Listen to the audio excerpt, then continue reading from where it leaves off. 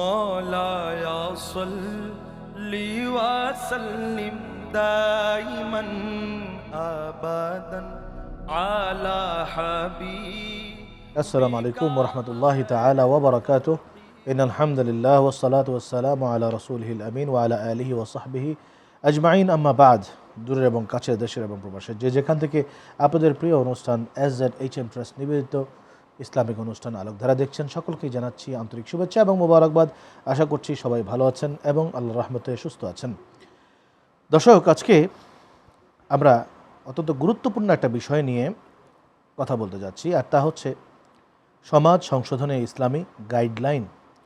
আমরা প্রত্যেকেই সামাজিক এবং কেউ কোনো না কোনো সমাজে বসবাস করছি। সেটি হতে পারে উচ্চ সমাজ, হতে পারে নিম্ন সমাজ কিংবা মধ্যম সমাজ, হতে পারে আমাদের বাংলাদেশি যে সংস্কৃতি রয়েছে সেই সাংস্কৃতিক সমাজ কিংবা বৈদেশিক সমাজ, হতে পারে সেটি ইসলাম ধর্মীয় সমাজ কিংবা ইসলামের বাইরে অন্য ধর্মীয় সমাজ। কিন্তু ইসলাম কিন্তু শুধুমাত্র মুসলমানের জন্য এসছে তা কিন্তু নয়। ইসলাম হচ্ছে সারা ওয়ার্ল্ডের প্রত্যেকটি মানুষ, প্রত্যেকটি সমাজ, প্রত্যেকটি রাষ্ট্র, জাতি, গোষ্ঠী, বর্ণ নির্বিশেষে সকলের জন্য ইসলাম কথা বলেছে, কোরআন কথা বলেছে। আল্লাহ রাব্বুল আলামিন প্যারা হাবিব সাল্লাল্লাহু আলাইহি ওয়াসাল্লাম দিক নির্দেশনা দিয়ে গিয়েছেন প্রত্যেকের জন্য। তো সেই দৃষ্টিকোণ থেকে ইসলামকে, সমাজকে ইসলামাইজেশন করা, সমাজকে ইসলামমুখী করা, ইসলামের মাধ্যমে সমাজকে ঢেলে সাজানো, এটি কিন্তু আল্লাহ রাব্বুল আলামিনের একটি আদেশ। সেই দৃষ্টিকোণ থেকে আজকে আমরা সমাজকে কী করে ইসলামাইজ করা যায় সে বিষয়ের উপর আমরা আপনাদের মনের কোণে জমে থাকা প্রশ্নের উত্তরগুলো দেওয়ার চেষ্টা করব ইনশাআল্লাহ। আজকের এই অনুষ্ঠানে আমাদের স্টুডিওতে আমন্ত্রিত অতিথি হিসেবে রয়েছেন ঢাকা বিশ্ববিদ্যালয়ের আরবি বিভাগের সম্মানিত অধ্যাপক ডক্টর সৈয়দ আবদুল্লাহ আল মারুফ। আসসালামু আলাইকুম রহমতুল্লাহ। মোহতারাম, আমি আপনার কাছে আজকে যে জিনিসটি জানতে চাইব সেটি হচ্ছে যে ইসলামী সমাজ ভার্সেস নন ইসলামী সমাজ, এই দুটোর মধ্যে পার্থক্য কি? কেন আমরা ইসলামী সমাজ বলবো, কেন ইসলাম এর বাইরের সমাজ বলবো? ইসলামী সমাজ হলো ইসলামী আদর্শে পরিচালিত যে সমাজ, সেটা হলো ইসলামী সমাজ। আল্লাহ রাব্বুল আলামিন পবিত্র কোরআনে বলেন, ইন্না দ্বীন ইনদাল্লাহিল ইসলাম ওয়া মান ইয়াবতাগি গায়রাল ইসলামি দীনান ফালান ইউকবালা মিনহু, যে তোমাদের জন্য আল্লাহর কাছে মনোনীত ধর্ম হলো ইসলাম। যারা ইসলাম ভিন্ন অন্য কিছু চায় সেটা আল্লাহ তাআলা কখনো গ্রহণ করবেন না। রাসূল করিম সাল্লাল্লাহু আলাইহি সাল্লাম বলে কে আল্লাহ রাব্বুল আলামিন আমাদের জন্য আদর্শ বানিয়েছেন। লাকাদ কানা লাকুম ফি রাসূলিল্লাহি উসওয়াতুন হাসানা, তোমাদের জন্য রাসূলের মাঝে রাখা হয়েছে অনুপম আদর্শ। মহানবী সাল্লাল্লাহু আলাইহি সাল্লাম আমাদের জন্য আদর্শ, পুরা মানবতার জন্য আদর্শ। তার সমস্ত কাজ কর্ম এবং তার যে প্রোগ্রাম, সেগুলি আমাদের সামনে রাখলে আমরা দেখি যে মানুষ কিয়ামত পর্যন্ত যে কীভাবে ভালোভাবে থাকবে, সুখী থাকবে, সুন্দর থাকবে, নিরাপদ থাকবে, তার সুন্দর যে অনুপম আদর্শ সেটা দেখে গিয়েছেন। মহানবী সাল্লাল্লাহু আলাইহি সাল্লাম বলেছেন, মা আতাকুমুর রাসূলু ফাখুযুহু ওয়া মা নাহাকুম আনহু ফান্তাহু, যে আল্লাহ রসুল যেটা নিয়ে এসেছেন সেটা তোমরা গ্রহণ করো এবং যেটা নিষেধ করেছেন সেটাকে তোমরা বর্জন করো। তা এইখানের মধ্যে আমরা জিনিসটা দুই ভাগ হয়ে গেল, যে তিনি যেটি আমাদেরকে তার পবিত্র কোরআনের মাধ্যমে, হাদিসের মাধ্যমে এবং তার যাপিত জীবনের মাধ্যমে এবং সাহাবা একরামের মাধ্যমে আমাদের কাছে এসেছে, সেইগুলিকে আমরা গ্রহণ করব, আর এর বাহিরে যেগুলি আছে সেগুলি আমরা গ্রহণ করব না। তাহলে আমরা দেখি যেগুলো আমাদেরকে হালাল করা হয়েছে তা আমরা হালাল হিসাবে গ্রহণ করব, যেগুলি হারাম করা হয়েছে সেগুলি হারাম হিসাবে আমরা বর্জন করব। তাহলে দেখা যাবে যে ইসলামী সমাজের মধ্যে যে সেগুলি থাকবে যেগুলি আল্লাহ পছন্দ করেন, রাসূলুল্লাহ সাল্লাল্লাহু আলাইহি ওয়াসাল্লাম পছন্দ করেন। আল্লাহ পছন্দ করেন মানে কি? আমরা এটা আমাদের বিশ্বাস যে মহান আল্লাহ আমাদেরকে সৃষ্টি করেছেন। তো আল্লাহ তাআলা ভালো জানেন যে কোনটা আমাদের জন্য ভালো, কোনটা আমাদের জন্য খারাপ। আলা ইয়ালামু মান খালাকা হুয়াল লাতীফুল খাবীর, যিনি সৃষ্টি করেছেন তিনি কি জানেন না? তিনি সূক্ষ্মদর্শী, তিনি সব কিছু অবগত আছেন। তাহলে মহান আল্লাহ রাব্বুল আলামিন আমাদের জন্য যে বিধান দিয়েছেন, সেই বিধান আমাদের পুরো মানবতাকে, মানুষের জীবনকে, এমনকি মানুষ কেন, পশু পাখি সমস্ত সৃষ্টিকে আল্লাহ রাব্বুল আলামিন সুন্দরভাবে পরিচালনা করার জন্য এই বিধান দিয়েছেন। এবং সমস্ত সৃষ্টি বলতে আমরা যারা বোবা পানি আছে, তারপরে পরিবেশ আছে, সব কিছুকে কিন্তু অ্যাড্রেস করা হয়েছে। এই জন্য আমাদের রসুল করিম সাল্লাল্লাহু আলাইহি সাল্লাম বলেছেন আল খালকু আয়ালুল্লাহ, যে সমস্ত সৃষ্টি জগৎ আল্লাহর পরিবার। কারণ আল্লাহ রাব্বুল আলামিন সব কিছুকে খুব সুপরিমিতভাবে সৃষ্টি করেছেন, যেখানে যা প্রয়োজন সেখানে তা করেছেন, যদিও মানুষ এখন সেটাকে নষ্ট করছে। যেমন আচ্ছা, আমি আপনার কাছে যে জিনিসটা জানতে চাচ্ছি সেটা হচ্ছে যে রাসূল সাল্লাল্লাহু আলাইহি ওয়াসাল্লামের জামানায় যেই অন্ধকার জগৎ যে ছিল, যেটিকে আইয়ামে জাহিলিয়া বলা হয়, সেই সময়কার পারিবারিক সমাজ এবং রাসূল সাল্লাল্লাহু আলাইহি ওয়াসাল্লামের সময়ের যে সুন্নতি সমাজ, এই দুটোর মধ্যে কেমন পার্থক্য ছিল? সে সময়কার সমাজ কেমন ছিল, তখনকার সমাজ কেমন ছিল? তখন আরবের পরিস্থিতি কেমন ছিল?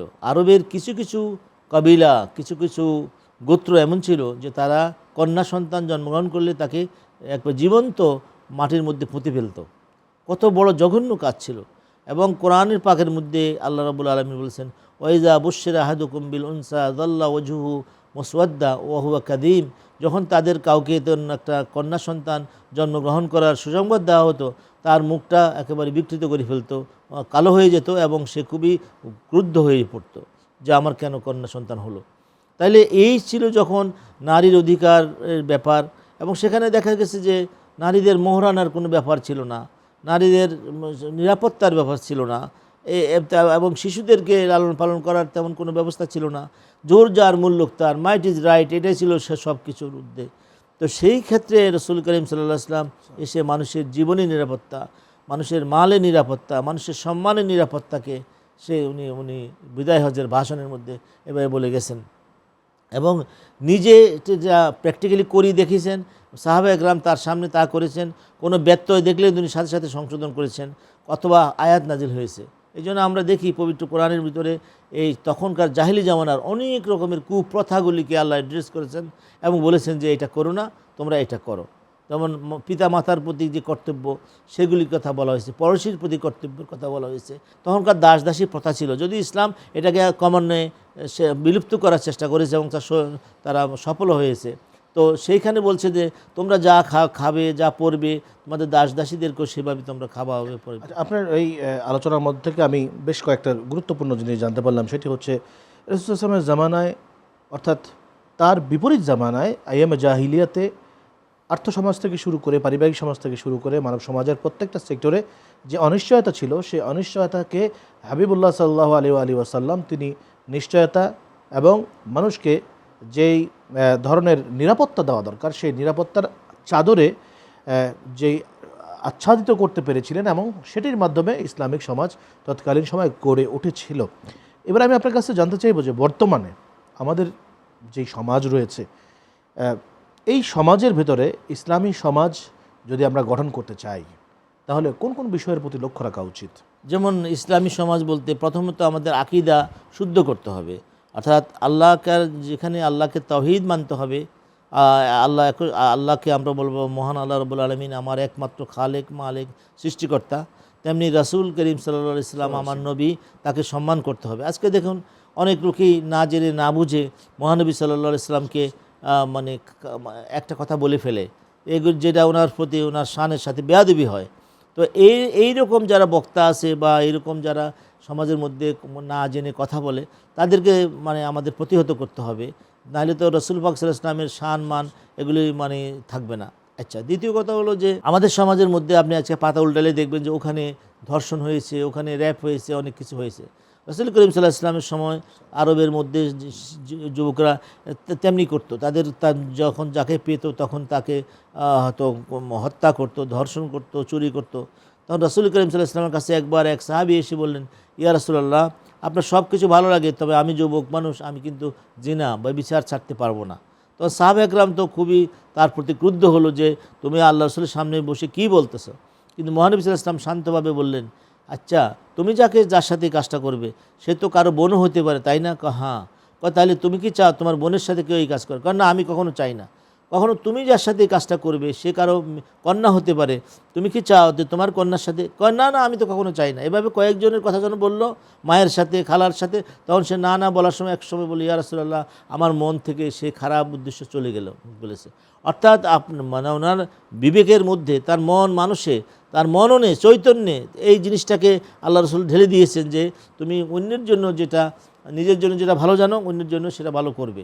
তাহলে সেভাবে তিনি যখন সমাজের মধ্যে এটা করলেন তখন এই ধরনের দোষগুলি চলে গেল। চুরি করে যখন মানুষ করতো, চুরি করাটা একটা সমাজের মধ্যে অনেক নুইসেন্স সৃষ্টি করে, এবং যার চুরি যায় সে বুঝে কত কষ্ট লাগে। তো এই চোরকে কিভাবে সামলাবে? তেমনি রসুল করিম সাল্লাল্লাহু আলাইহি ওয়াসাল্লাম যখন একবার দেখলেন যে তাদের খুব ভদ্র অভিজাত বংশের একজন ফাতেমা নামের একজন নারী চুরি করেছে, ধরা পড়েছে, প্রমাণিত হয়েছে, এখন তার হাত কাটা যাবে। তখন তারা শেষ পর্যন্ত উসামা ইবনে জায়েদ, যাকে রসুল করিম সাল্লাল্লাহু আলাইহি ওয়াসাল্লাম খুবই ভালোবাসতেন, স্নেহ করতেন, তাকে ধরলো যে তুমি যে বলো যাতে হাতটা না কাটে। তখন আল্লাহর কাছে উনি বলছেন, বলে আতাশফাউ ফি হাদ্দি মিন হুদুদিল্লাহ, তুমি কি আল্লাহর দণ্ডের ভিতরে সুপারিশ করতে আসছো? এটা হবে না। আমার মেয়ে ফাতেমাও যদি এই কাজ করতো আমি তার হাতও কেটে ফেলতাম।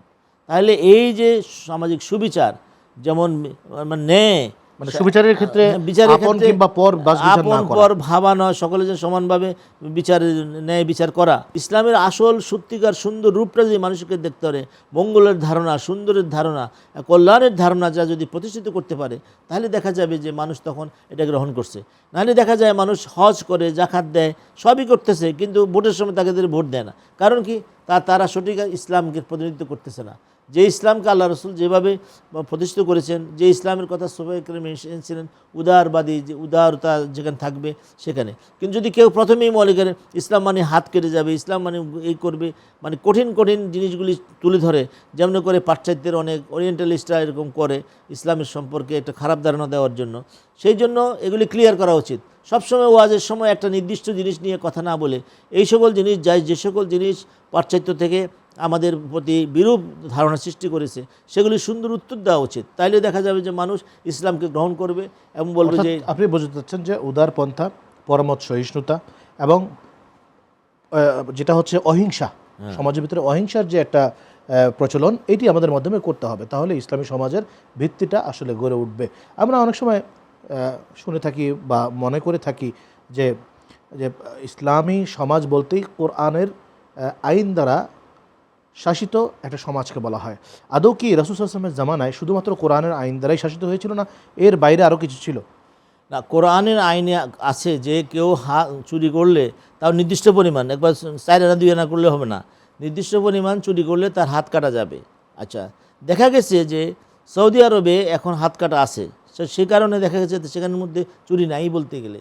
কিন্তু অন্যান্য জেল জুলুম হলে কোনো কারণ চোর ধরা পড়লে বলে যে আমাকে থানায় নিয়ে যাও, সে জানে যে থানায় গেলে ঘুষ দিয়ে সে চলে আসতে পারবে, অথবা সে কোর্টে গেলে তার উকিল তার জন্য অনেক এভিডেন্স খোঁজ করবে, শেষ পর্যন্ত এক ফাঁক গলে সে বেরিয়ে আসতে পারবে। সমাজকে সংশোধন করতে গিয়ে যারা মুখ্য ভূমিকা পালন করবেন, তাদের নৈতিক আধ্যাত্মিকতা, তাদের অবস্থাটা কীরূপ হওয়া উচিত? এটা আল্লাহ রাব্বুল আলামিন পবিত্র কোরআনের মধ্যে বলেছেন, লিমা তাকুলুনা মা লা তাফআলুন কাবুরা মাকতান ইনদাল্লাহি আন তাকুলু মা লা তাফআলুন, যে তুমি যেটা নিজে করো না সেটা অন্যকে কেন করতে বলো? এটা আল্লাহর কাছে বড় অপরাধ যে নিজে যেটা করো না সেটা অন্যকে করতে বলা। তাহলে যারা আজকে ইসলামের ভালো কথা, আদর্শের কথা বলবে, সবার আগে তার নিজের ভিতরে সে আদর্শ থাকতে হবে। সবাই আগে নিজের মধ্যে সে আমল থাকবে, নিজে সে আমল করবে না, শুধু মানুষকে নসিহত করবে, মানুষকে বলবে ভালো হও, নিজে ভালো হবে না। তাইলে সেটা কিন্তু এই জন্যই দেখা যাচ্ছে যে আমাদের সমাজের মধ্যে অনেক ওয়াজ আছে, নসিহত আছে, অনেক রকমের বই আছে, কিন্তু মানুষ সেই আন্দাজে মানে হেদায়েত প্রাপ্ত হচ্ছে না। আগেকার দেখা গেছে যে বড় বড় পীর মাশায়েখ যারা ছিলেন তারা অত দীর্ঘ বক্তৃতা করতেন না, কিন্তু তাদের আমল আখলাক, তাদের দৈনন্দিন জীবন এবং প্রাত্যহিক জীবন এত সুন্দর ছিল যে তাদের স্পর্শে যেয়ে যেত তার মন কিন্তু পরিবর্তন হয়ে যেত।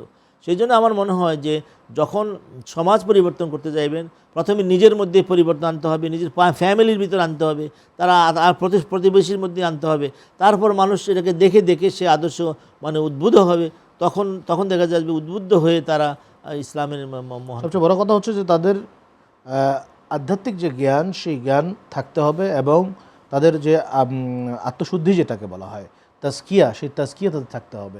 আদারওয়াইজ দেখা গেল যে তিনি যখন ইসলামের বোঝা মাথায় নিয়ে, ইসলামের নাম সর্বস্ব বোঝা মাথায় নিয়ে তিনি যখন মসনদে বসবেন, তখন তিনিও লোভী হয়ে যেতে পারেন। এটা কিন্তু মানবীয় একটা বদ চরিত্র, যেটাকে আমরা বলতে পারি।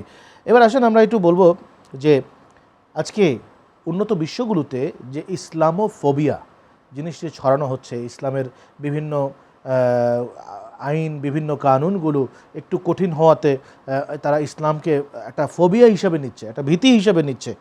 আদৌ কি ইসলাম কোনো ভীতির বিষয়? কারা জানে যে ইসলামের মধ্যে যে মানে নারীদের যে পর্দা প্রথা, মানে ইসলামের সত্য কথা বলা, ইসলামের মধ্যে যে আধ্যাত্মিকতা, যেমন আপনি বলেছেন যে ইসলাম বলতে ইসলামের মধ্যে কতগুলি জিনিস আছে। একটা শরীয়তের দিক, সেটা হলো আইনগত দিক, শরীয়ত। আরটা হলো ইমান, আকিদা, সেটা হলো মাল ইমান। রাসূলুল্লাহ সাল্লাল্লাহু আলাইহি ওয়াসাল্লামকে জিবরাইল জিজ্ঞেস করছিল। থার্ড কোশ্চেন ছিল মাল ওমাল এহসান, এহসান কী জিনিস? তখন বলছে আন তা'বুদাল্লাহ কাআন্নাকা তারাহু ফাইন লাম তাকুন তারাহু ফাইন্নাহু ইয়ারাক। তুমি আল্লাহর ইবাদত এমনভাবে করবে যেন তুমি আল্লাহকে দেখছো। যদি আল্লাহকে না দেখো তাহলে এটা অবশ্যই তুমি বিশ্বাস করবে যে আল্লাহ তোমাকে দেখছে। যদি কোনো মানুষ এই প্রতীতি, এই অনুভূতি নিজের মধ্যে রাখে যে আল্লাহ আমাকে সর্বক্ষণ সর্ব অবস্থায় দেখছেন, তাহলে সে অন্যায় করতে পারে না। তাহলে পশ্চিম বিশ্বের মধ্যে মুসলিমরা সংখ্যায় কম, কিন্তু তাদের মধ্যে প্র্যাকটিসিং মুসলিমের সংখ্যা কিন্তু ভালো। কারণ আমি দেখেছি সেখানের মসজিদগুলো মানে যথেষ্ট ভিড় জমায় এবং দিন দিন মানুষ ইসলাম গ্রহণ করতেছে। তারা কিন্তু ইসলামিক একটা কমিউনিটি, সোসাইটি গড়ে তুলেছে হ্যাঁ, তাদের মধ্যে। তাদের ইসলামের ফোবিয়া এটা নয় যে ইসলাম গ্রহণ করলে তাদের ক্ষতি হবে, বরং তাদের মধ্যে অনেকে এই জন্য বলতেছে যে ইসলাম যদি সবাই গ্রহণ করা শুরু করে দেয় এবং তাদের সৌন্দর্য যেভাবে ফলাইতে থাকে, তাহলে তো আমাদের ধর্মের মধ্যে লোক কমে যাবে। ওটাও একটা ব্যাপার আছে। আর একটা ব্যাপার হচ্ছে যে ইসলাম কিন্তু বেলাল্লাপনা, খুল্লাম খুল্লা, যা খুশি জেসা খুশি তৈসা করো, এই জিনিসটা কিন্তু ইসলাম সাপোর্ট করে না। কিন্তু পশ্চিমা বিশ্ব আসলে আবহমান কাল ধরে তাদের যে চর্চাগুলো রয়েছে, সামাজিক চর্চা বা পারিবারিক চর্চা, সেই চর্চাগুলোর ভিতরে এমন এমন কিছু বিষয় রয়েছে যে বিষয়গুলো ইসলাম সাপোর্ট করে না। সেগুলো বন্ধ হয়ে যাবে। যারা স্বার্থবাদী, যাদের কাছে এই জিনিসগুলো ভালো লাগে, তাদের কাছে ইসলাম কিন্তু আসলে খারাপ হওয়ার বিষয়, ইসলামটা তাদের কাছে স্বাভাবিক। আপনি বলেছেন, আমি দেখেছি অনেক সময় যে তারা বলে যে তুমি যদি ইসলাম গ্রহণ করো তাহলে তুমি এখন যে অর্ধনগ্ন অবস্থায় যা যা ইচ্ছা যেখানে সেখানে রাত কাটাতে পারো, তোমার এটা হবে না। তুমি যে মিথ্যা কথা বলতেছো, মানুষকে সুযোগ পেলে জালিয়াতি করতেছো, সেটা করতে পারবে না। মদ্যপান করতে পারবে না, তুমি মদ খেতে পারবে না। আমি আপনার কাছে একটা জিনিস জানতে চাইবো, সেটা হচ্ছে যে এই তো গেল সাধারণ মানুষের কথা। এবার আসি একটু যারা সুফি, সেই তাদের সুফি মতবাদ সেটি কি করে মুসলিম তথা ইসলামিক সমাজ গঠনে এবং এর উন্নতি কল্পে কিভাবে কাজ করতে পারে। সেইটা তো আল্লাহ রসুল প্রথমে দেখিয়ে দিয়েছেন। মহানবী সাল্লাল্লাহু আলাইহি সাল্লাম তার জীবনে এই যে তাজকিয়া কিভাবে করবে সেটা তিনি দেখিয়ে দিয়েছেন। সাহাবায়ে কেরাম যারা ছিল রাখাল এবং যারা ছিল দস্যু বানায় মানে ব্যাপৃত, তারা কিভাবে এক শতাব্দীর ভিতরেই অর্ধ পৃথিবীর মালিক হয়ে গেল, সারা পৃথিবীর মধ্যে তারা নেতৃত্ব দিচ্ছে এবং তারা আদর্শ হয়ে গেল। এটার কারণ হলো যে তারা মহানবী সাল্লাল্লাহু আলাইহি সাল্লামের যে আদর্শ সেটা আমরা গ্রহণ করি। আজকে যে আমাদের ঘরের মধ্যে মনে করেন যে চাকরানি থাকে, যারা কাজের লোক থাকে, আমরা দেখা যায় আমরা খুব ভালো তরকারি দিয়ে আমরা ভালোভাবে খাওয়া দাওয়া করি, আমাদের সন্তানদেরকে মানে ডিম পোচ দেই, এটা দেই, সেটা দেই, সিজ দেই, কিন্তু যারা কাজ করে তাদেরকে আমরা সেভাবে খাই না। তাহলে এই যে একটা আমার ঘরের মধ্যে ইসলাম নেই, অর্থাৎ আমার ঘরে যদি ইসলাম থাকতো তাহলে আমি আমার ঘরের মধ্যে এটা করতে পারতাম। আর সুফিয়া কেরামের কথা যে বলছেন আপনি, এই বাংলাদেশে এখন শতকরা 92 জন মুসলিম, এবং এই মুসলিমদের ভিতরেও শতকরা 90 জন এখনও আহলে সুন্নাত ওয়াল জামাতের মতবাদে বিশ্বাসী। এবং যত আউলিয়া কেরাম এই বাংলাদেশে এসেছে সবাই আহলে সুন্নাত ওয়াল জামাতের ছায়াতলে এসছেন। আহলে সুন্নাত ওয়াল জামাত হলো আল্লাহ রসুলকে, আল্লাহর তৌহিদ মানে, আল্লাহ রসুলের রিসালাত মানে, আল্লাহ নবীর শান মান তারা বলে। এবং এই যে আপনি বলছেন যে ফোবিয়া, এই ফোবিয়া কিন্তু যুগে যুগে এক এক জমানে এক একটা ছিল। তো যাই হোক, আমাদের সমাজের ভিতরে যদি এখন সুষ্ঠু, সুন্দর এবং নিরাপদ একটা সমাজ ব্যবস্থা আসতে হয়, তাহলে আমরা ইসলাম বলতে আমাদের মহান সুফি সাধকগণ যেভাবে মানুষকে আকৃষ্ট করেছে তাদের নিজের জীবন দিয়ে, নিজের যাপিত জীবন দিয়ে, চরিত্র দিয়ে, আমাদেরকে সেভাবে যেতে হবে। আমাদের পরবর্তী প্রজন্ম তাদেরকে করতে হবে। আজকে অনেকে আছে ইন্টারনেটের মধ্যে পাগল হয়ে থাকে, ফেসবুকে পাগল হয়ে থাকে, এবং খাওয়া নাই নাওয়া নাই ফেসবুক। তো এগুলি কিন্তু এই যুগের সমস্যা। এই যুগের সমস্যা যদি আমরা এই যুগে মানে এটা কিল না করি, এটাকে সমাধান না করি, তাহলে আমাদের পরবর্তী প্রজন্মের কি হবে? সেই জন্যই তাদেরকে বড় বড় যারা সুফি, বড় বড় মানে শেখ মাশায়েখ, তাদের সান্নিধ্যে নিয়ে আসতে হবে। তারপরে দেখা যাবে যে তারা নিজেরা শান্তি পাবে এবং সমাজ সুন্দর হয়ে উঠবে। তাজকিয়া নাফসের মাধ্যমে। আপনাকে অসংখ্য ধন্যবাদ। প্রিয় দর্শক, আমরা এতক্ষণ যাবৎ সমাজ সংশোধনে ইসলামিক গাইডলাইন মূলক আলোচনা কিছু শুনলাম, গুরুত্বপূর্ণ আলোচনা ডক্টর সৈয়দ আব্দুল আল মারুফ মোহতারমার কাছ থেকে। আসলে আল্লাহ সুবহানাহু ওয়া তাআলা পবিত্র কালামুল্লাহ শরীফে সুন্দর করে ইরশাদ করেছেন যে ইন্না হাযাল কুরআন ইয়াহদি লিল্লাতি হিয়া আকওয়াম, যে এই কোরআন হচ্ছে এমন একটা গাইড, যেই গাইড তার সামনে থাকা মানুষগুলোকে সুষ্ঠু পথ প্রদর্শন করে। আসুন প্রিয় দর্শক, আজকে আমাদের এই পর্বে বিশেষ সেগমেন্টে আমরা চলে যাচ্ছি জানা অজানায়। مولاي صل وسلم دائما। মোহতারাম, আজকে আমি আপনার কাছে জানতে চাবো জাত এবং সিফাত এই দুটো সম্পর্কে। مولاي صل وسلم دائما। আল্লাহ রব্বুল আলমিনের জাত মানে হলো আল্লাহর সত্তা, আর সিফাত হলো আল্লাহর গুণ, অ্যাট্রিবিউটস। আল্লাহ রব্বুল আলমিন যেমন আমরা বলি, যখন বলি আল্লাহ বলি তখন এটা হলো তার সত্তাগত নাম, যখন আর রহমান আর রাহিম বলি সেটা তার গুণবাচক নাম। তো আল্লাহ রব্বুল আলমিনের এক হাদিসে আছে 99টা গুণবাচক নাম আছে, কিন্তু অন্যান্য সোর্সে দেখা যায় যে অগণিত। হযরত ইমাম মালিক বলছেন 500, অনেকে বলছে আরও বেশি আল্লাহ রব্বুল আলমীর নাম আছে। তো আল্লাহর নাম এবং আল্লাহর গুণ এর মধ্যে একটু পার্থক্য আছে। তো অনেক সময় মানুষ জাতকে আলাদাভাবে বুঝতে পারে না বলে কেউ বলে মহাশক্তির নাম আল্লাহ, আল্লাহর কোনো আলাদা অস্তিত্ব নাই, আল্লাহর কোনো মানে জাত বলতে সত্তা নাই, সে শুধুই একটা ধারণা। কেউ আর এই ধরনের কথার থেকে যখন মানুষ বিভ্রান্ত হচ্ছিল, তখন ওলামায়ে কেরাম বলছেন যে আল্লাহর জাত কি এটার একটা ডেফিনেশন তারা দিয়েছে। আল্লাহ জাতুল ওয়াজিবুল উজুদ মুস্তাজমিউন লিজামি সিফাতিল কামালিয়া ও মুনাজ্জাহুন আন জামি সিফাতির রাজিলা। আল্লাহ হলো সেই অবিসম্ভাবী সত্তা, যিনি সকল ভালো কাজকে ভালো গুণের সমন্বয় যার মধ্যে ঘটেছে এবং যিনি সকল মন্দ জিনিস থেকে মুক্ত। তাইলে এইভাবে আল্লাহকে আমার মানতে হবে। এরপরে আল্লাহ রব্বুল আলমিনের, যেমন আমাদের কোরআনের কথা, কোরআনে আল্লাহ তাআলার কালাম, কালাম হলো আল্লাহর সিফাত, আল্লাহর গুণ।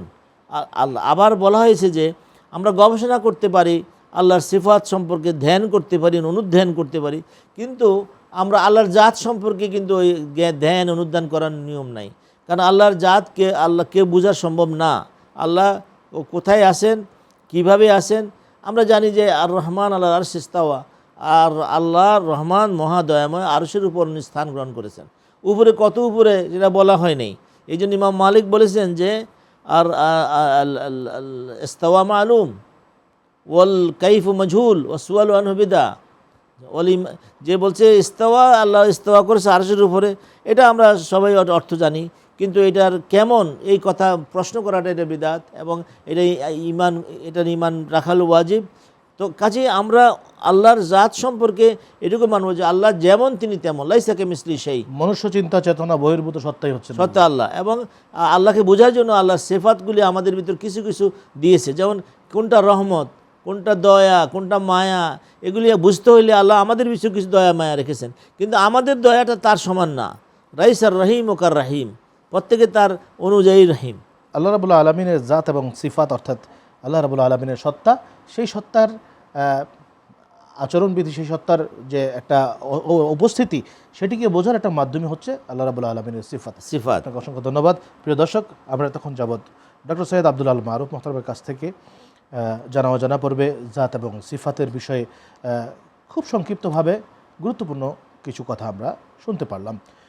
আসলে ইসলামী সমাজ এমন একটি সমাজ, যে সমাজ আল্লাহ এবং তার রসুল সাল্লাল্লাহু আলাইহি ওয়াসাল্লাম বাতলে দিয়ে গিয়েছেন, যেটি আমরা চাই, আপনারা চান, সারা বিশ্বের সমস্ত মুমিন মুসলমান যেটি চায়, এবং অবশ্যই সেটি হতে হবে আল্লাহ এবং আল্লাহর হাবিব সাল্লাল্লাহু আলাইহি ওয়াসাল্লামের রেজামন্দি এবং তাদের দেখানো গাইডলাইন মোতাবেক। এর বাইরে যাওয়ার কোনো সুযোগ আসলে নাই। তো আসুন সেই সত্যিকার অর্থে আল্লাহ এবং আল্লাহর হাবিবের দেখানো ইসলামী সমাজ যেন আমরা আমাদের সমাজে গঠন করতে পারি, এবং সেটি শুরু হতে হবে আমাদের নিজের পরিবার থেকে, নিজের জীবন থেকে। এরপরে আস্তে আস্তে এটি সারা বিশ্বব্যাপী ছড়িয়ে পড়বে। আল্লাহ সেই তৌফিক যেন আমাদের প্রত্যেককে দান করেন, আমিন। ওয়া আখিরু দাওয়ানা আনিল হামদুলিল্লাহি রাব্বিল আলামিন। ওয়াসসালামু আলাইকুম ওয়া রাহমাতুল্লাহি ওয়া বারাকাতুহু। মুহাম্মাদুন সাইয়্যিদুল কাওনাইন ওয়া যাকালান ওয়াল ফারিকাইনি মিন উরবিন ওয়া মিন عجم